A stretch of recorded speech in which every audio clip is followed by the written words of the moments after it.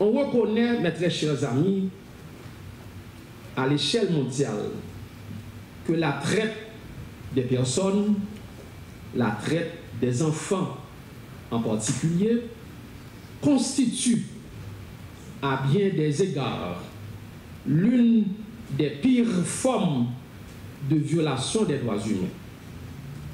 Mais nous devons souligner que cette activité, elle est très lucrative pour les criminels qui créent des ramifications pour faire développer ce phénomène à l'échelle mondiale. Et malheureusement, notre pays est exposé. On subit les conséquences de ce phénomène.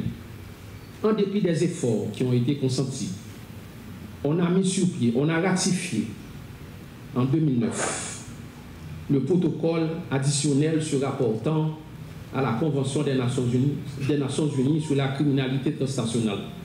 Cela veut dire en clair le corpus juridique par rapport à ce phénomène a été renforcé.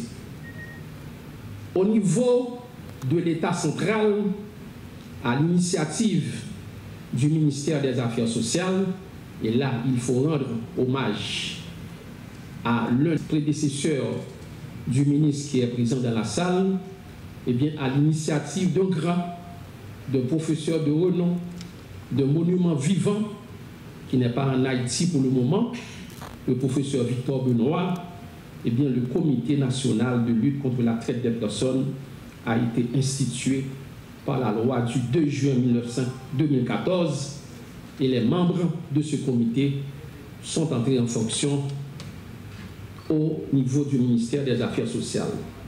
D'autres initiatives ont été prises. Cependant, comme l'a dit tantôt le vice-président du comité, au niveau de la poursuite, les statistiques se révèlent insuffisantes. D'où la nécessité de continuer à travailler contre ce phénomène qui porte atteinte aux droits humains, qui porte atteinte aux droits des enfants. Nous voulons profiter de cette occasion pour renouveler la volonté de l'OPC en tant qu'institution étatique indépendante, travaillant dans le domaine de la protection, de la promotion des droits humains de façon générale au regard des principes de l'universalité et de l'indivisibilité des droits de l'homme, pour dire que nous sommes encore prêts, nous sommes à côté des acteurs étatiques, nous sommes à côté des partenaires internationaux, nous sommes à côté des acteurs de la société civile pour créer une synergie dans le cadre de la lutte contre la traite des personnes. Il faut dénoncer, il faut mener des enquêtes, il faut venir avec des données statistiques, mais on ne doit pas oublier, si je dois reprendre encore une fois les propos de mon collègue, le vice-président, on ne doit pas négliger le côté poursuite. Journée jeudi, trafiquant qui a évolué dans le domaine ça, il n'y a pas pour compte. Il y a plusieurs catégories de trafiquants qui n'ont pas abordé qui sont traite des personnes. Il y a là-dedans qui participent dans l'enlèvement, qui portent une force à phénomène. Il y a là-dedans qui est là pour violer mon yo. Il y a là-dedans qui est là pour décapitaliser mon yo.